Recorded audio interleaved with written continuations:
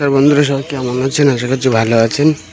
এই দেখুন, পেঁপে খেতে প্রচণ্ড পরিমাণে ঘাস হয়ে গেছে।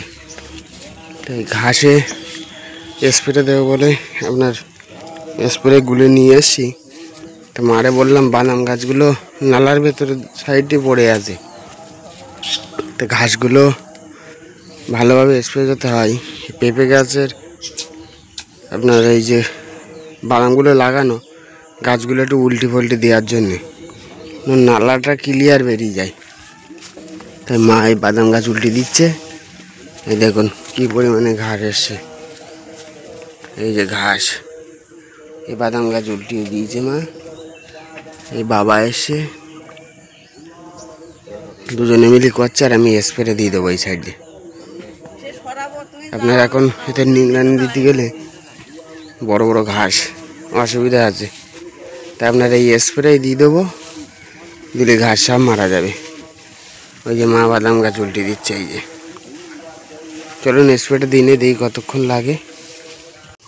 স্প্রে পুরো জমিটার দেওয়া হয়ে গেল। দেখুন এই যে বাদাম গাছগুলো যেভাবে নালার ভেতরে পড়েছিল ঝড়ে, বাদাম গাছগুলো উঠে দিয়েছি, স্প্রে দিয়ে দিয়েছি। আপনার এই জলের নালাগুলো দিলে হয়ে যাবে, বাকি আপনার ওপরে যেগুলো আছে ও হাত দিয়ে টেনে দেওয়া যাবে। অনেক বেশি পরিমাণে ঘাস বলেই স্প্রেটা দিয়ে দিলাম। পোড়ার তেল দিয়ে দিলাম, পোড়ার তেলটা স্প্রে এ হালকা পাওয়ারে দিতে হবে, নাইলে আপনার আবার পেঁপে গাছের গোড়া শিকড় নষ্ট হয়ে যাওয়ার সম্ভাবনা আছে। এখন গাছে পোকা লেগেছে, স্প্রে দিয়েছিলাম আগের দিন, কিছুটা ক্লিয়ার এসছে। এই স্প্রে দেওয়া হয়ে গেল, বাড়ির দিকে যাই। ভিডিওটা এখানে শেষ করছি। ভালো লাগলে লাইক কমেন্ট শেয়ার অবশ্যই করবেন, সাবস্ক্রাইব করতে ভুলবেন না।